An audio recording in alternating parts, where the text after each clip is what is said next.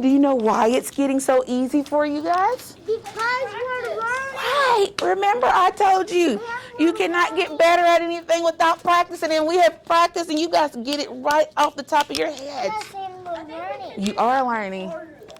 You ready to get something harder? Well, I think it will change next week. All right. So we're going to get ready to take our spelling test.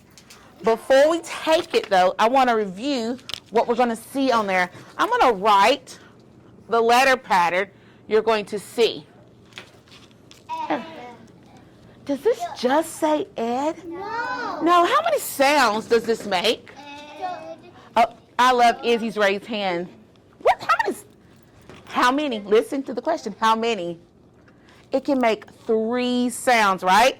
So what are the 3 sounds that it can make? Kinley. Well, tell me one of them. I think you've already said one, so say it again. It kind of tells us the first one it says. Look at it. Yes, say it out loud. Yes, Ed. It can say Ed, it can say Ed. So he can say Ed. So you might hear Ed at the end of a word. What's another sound that it may say? Maya. It can make a T sound. It can say T, but it's spelled with the ED. Oops, I put the ED in there, but this, I forgot I'm writing the sound. I got to put the sound. It can either T. What's the other sound that it could say? Elijah. Duh. So, in our spelling assessment today, when I say the words and you hear Ed, T, or Duh, what do you know is got to be at the end of those words? Izzy. ED. Don't let it trick you, okay? We've been practicing.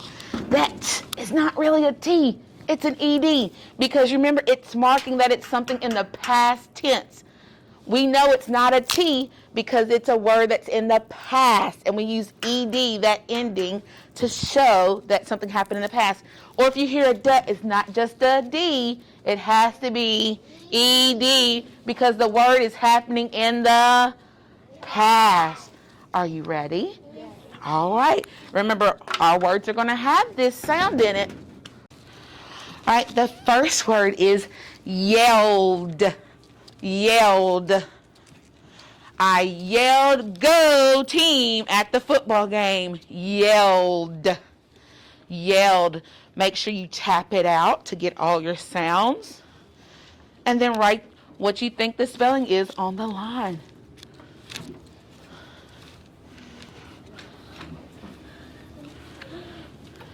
Yelled. Slumped. Slumped. Mike slumped down because he did not want to go to bed. Slumped.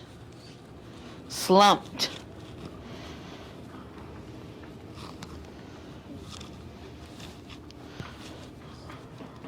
Slumped.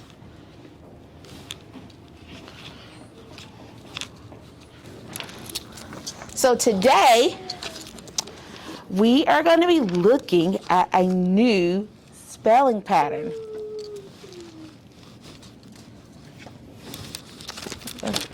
We're going to be looking at a new spelling pattern. I'm going to write a word on the board. Are you ready? Eyes on the board.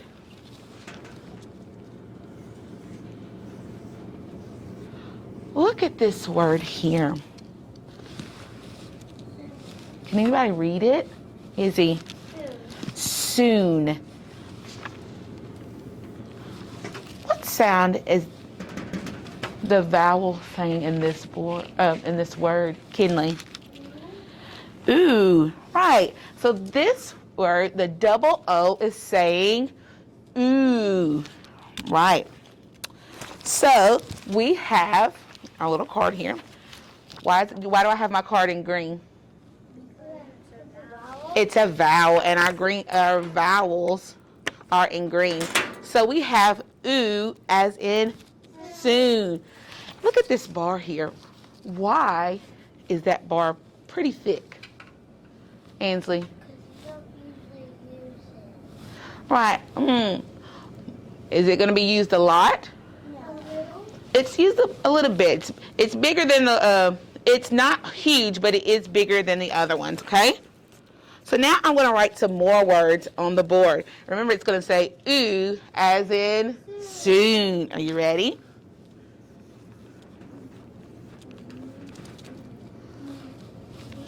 Moon, everybody. Moon.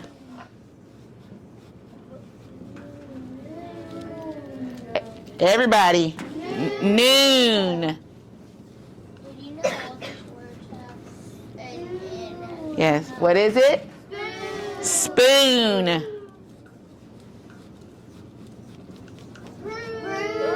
Broom.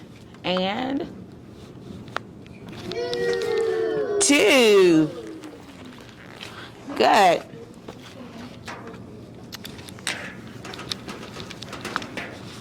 Now, guess what? Just like ED, two O's, it makes a different sound too. I'm going to write another word on the board. Are you ready? Are you listening?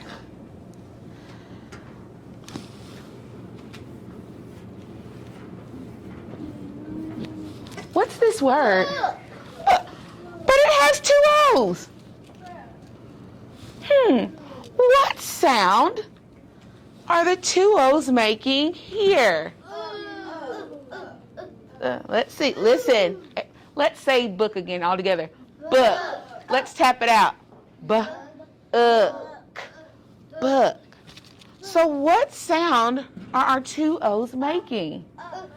Kinley. It's kind of like a short U sound, so it's like okay? Says so it's like buck, right? Buck. Now look, Miss Wilson learned something. We have a Southern accent, and so we articulate it or say it a little bit differently than some other places. I was like, wow. Do you know that's pretty cool that our dialect or the region where we live in makes us pronounce things differently? Just because we live in different places. So some people say it with our Southern accent. We have kind of a drawl. We say book, but some people in the North say buck. I read a book. Okay. So if you hear it, guess what? You're still correct. It's just where you live. Okay. So it does kind of give a sound. Right. So I'm going to write some more words on the board, and I'm going to have our card here to remind us of our sound. The two O's can say as in look. I put look, sorry. So ready? Are you ready? What's our word? Foot.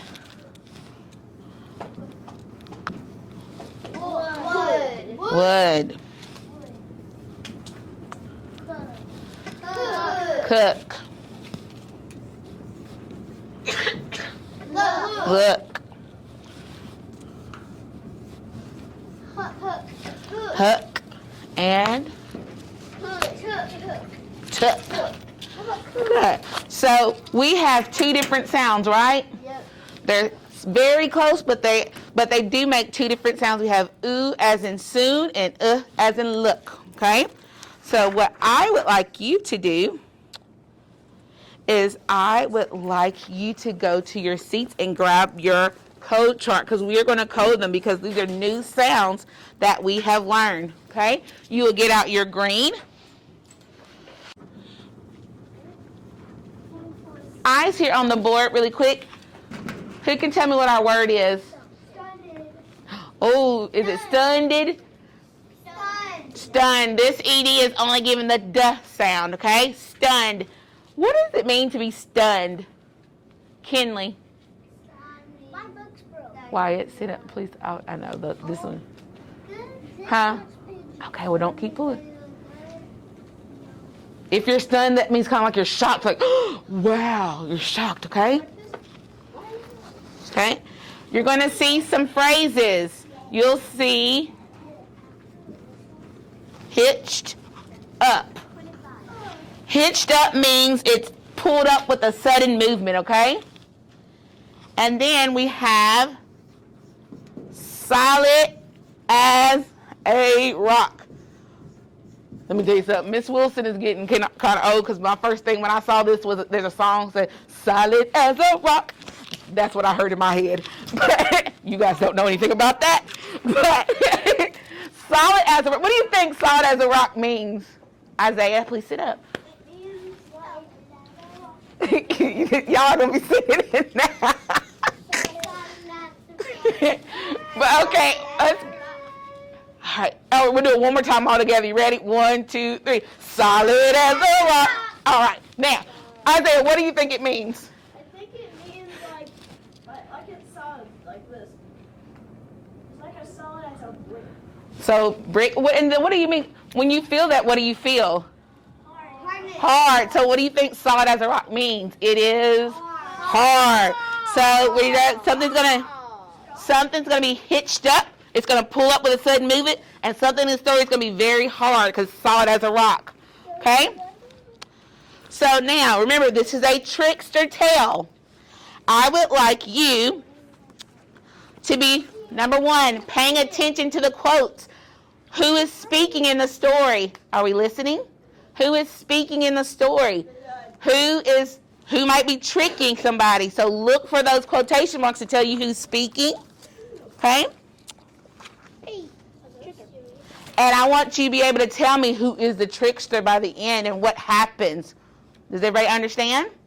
You may go in partner pairs to read together. Well, Big Jim was stunned. What happened to my frog? He said, I hope he's not sick. He bent down and picked up the frog and rubbed his tummy. I did. It's a trickster tales are usually funny, so it's meant to be a funny story. Okay. So, who can tell me what the setting was of the frog race and the jumping frog? Izzy. The West, right? And we said another part of setting is the time. So who knows the time that it took place? Oh, I'm sorry. I'm going to wait till all my friends are face forward and ready to learn. Thank you. We know it was the West. What was the time for this story, Ansley? They were going to raise frogs. Because we know it was in the West, but the time meaning, was it in 2021? Was it just a couple years ago? Was it long ago? Was it once upon a time? What was the time? Yes, Maya. It was in the past, and it was it was like in the 1700s. Well, no, maybe 70. What does the story use? It is the past. What do they use? What does the author use to tell us, Ansley? Once upon a time. Does it say once upon a time? No. What does it say? It uses a word to cue us in on the time. It said long ago, right? So we know it was long ago. Who are the characters in this story? Clayton.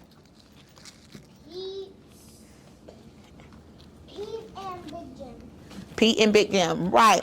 So what was the plot of this story? That means what happened. What happened at the beginning, middle, and end. Hey, go ahead and come sit down. Izzy. At the beginning, Big Jim was bragging on his frog. He said, this frog is the fastest frog in the whole entire West. And he had Eyes up here. bugs. And then Big Jim said, no one can beat my frog. Right.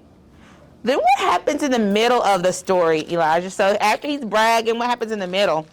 Pete said, I wish I had a frog to compete with your frog. He did. What does Pete do?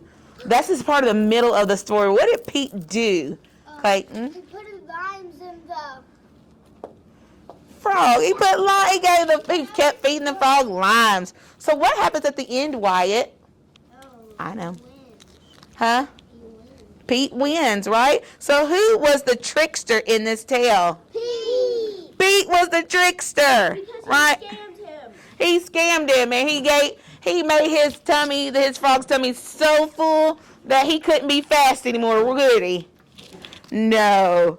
So that's how we know this is a trickster tale, because a character is tricking another. I know what time it is. All right, great reading today. I would like you to go ahead and put your books away, and we're going to get